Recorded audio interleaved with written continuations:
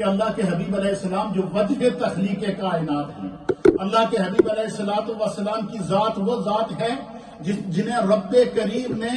جو ہے وہ مغفرت عامہ کا جن کا اعلان فرمایا ہے، اور میرے مصطفیٰ وہ ذات ہیں کہ جن کی شفاعت سے اللہ تعالیٰ 1.25 لاکھ انبیاء اکرام کی امتوں کو بخشش عطا فرمائے گا۔ اور حضور فرماتے ہیں کہ جس شخص کو اللہ تعالیٰ کیا کرے، استغفار کی توفیق عطا فرمائے، اور میں مصطفیٰ خوشخبری دیتا ہوں کہ جس کی زبان سے ایک کلمہ نکل گیا نا، استغفر اللہ ربی من کل ذنب واتوب الیہ، اے اللہ میں تیرے سامنے ہر گناہ کا اعتراف کرتا ہوں اور تیری سامنے سچی توبہ کرتا ہوں۔ اور فرمایا کہ جسے خدا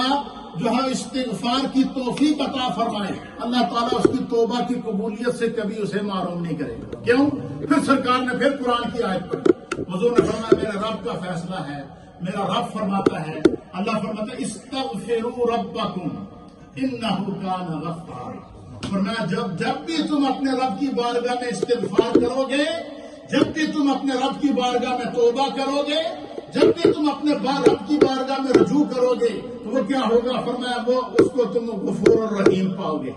گناہوں کے معاف کرنے والا پاؤ گے۔ حتیٰ کہ یہاں تک حدیث کے اندر آتا ہے کہ اللہ کے حبیب علیہ السلام نے فرمایا اگر بندہ سچے دل سے اپنے رب کی بارگاہ میں توبہ کرتا ہے، استغفار کرتا ہے تو کیا ہوتا ہے؟ فرمایا اگر اس کے گناہ سمندر کی جھاگ کے برابر ہوں گے خدا پھر بھی معاف کر دے گا۔ وہ رحیم ہے، وہ کریم ہے، اس کے گناہ پہاڑوں کے برابر ہوں گے اللہ ان کو معاف کر دے گا۔ اس لیے جن کو خدا استغفار کی توفیق دیتا ہے، جن کو اللہ تعالیٰ شکر کی توفیق دیتا ہے، جس کو خدا ذکر کی توفیق دیتا ہے، جسے اللہ رب العالمین توبہ کی توفیق دیتا ہے، تو اسے کبھی بھی اپنے آپ کو انڈر اسٹیمیٹ نہیں کرنا چاہیے بلکہ اپنی عاجزی میں اضافہ کرنا چاہیے، تکبر کے اندر نہیں آنا چاہیے۔ آج کا جو دن ہے یہ یوم شکر ہے، آج کا دن یوم جزا ہے۔ اللہ تعالیٰ کی طرف سے حدیث کے مطابق نبی علیہ السلام نے فرمایا کہ بعض مواقع ایسے ہیں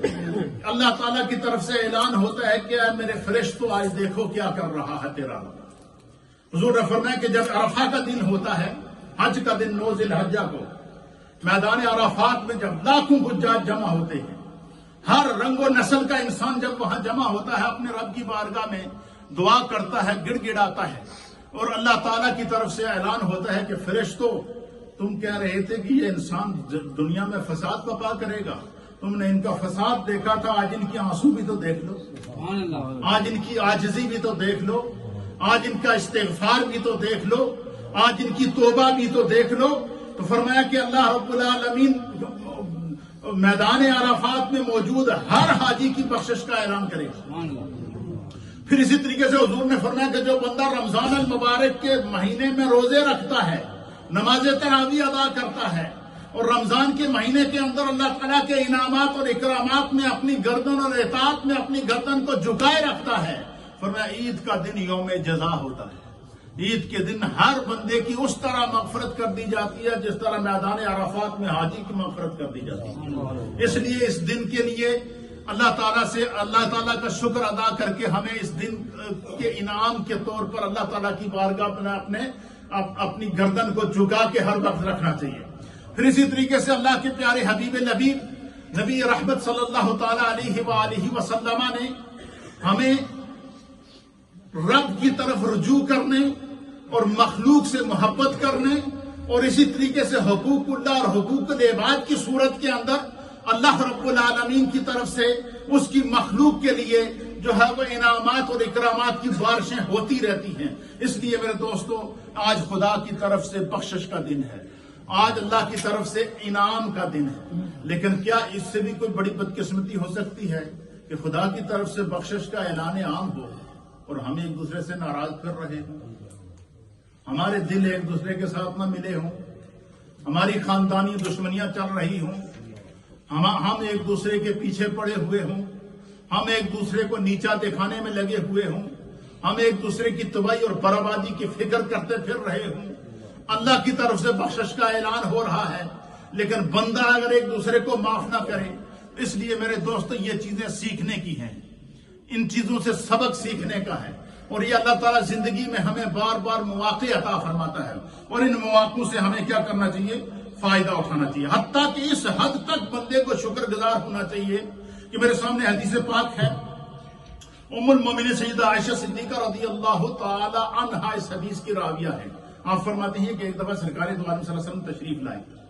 گھر میں تشریف لائے تو زمین کے اوپر آپ فرماتی ہیں کہ میرے گھر کے اندر زمین کے اوپر روٹی کا ایک چھوٹا سا ٹکڑا پڑا ہوا تھا۔ کیا پڑا ہوا تھا؟ روٹی کا چھوٹا سا ٹکڑا زمین پر پڑا ہوا تھا۔ تو آپ نے سرکار دو عالم صلی اللہ علیہ وسلم نے جب اس پر نظر پڑی تو حضور علیہ السلام اس روٹی کے ٹکڑے کے پاس چلے گئے، اور ام المومنین کہتی ہیں کہ سرکار دو عالم صلی اللہ علیہ وسلم نے اس روٹی کے ٹکڑے کو اٹھایا، اٹھانے کے بعد اس کو صاف کیا، صاف کرنے کے بعد حضور نے اس ٹکڑے کو کھا لیا۔ کیا کر دیا؟ کھا لیا۔ اور کھانے کے بعد سرکار دو عالم صلی اللہ تعالی علیہ وآلہ وسلم نے ام المومنین فرماتی ہیں حضور نے مجھے مخاطب کر کے فرمایا کہ عائشہ، اللہ کی نعمتوں سے اچھا برتاؤ کیا کرو۔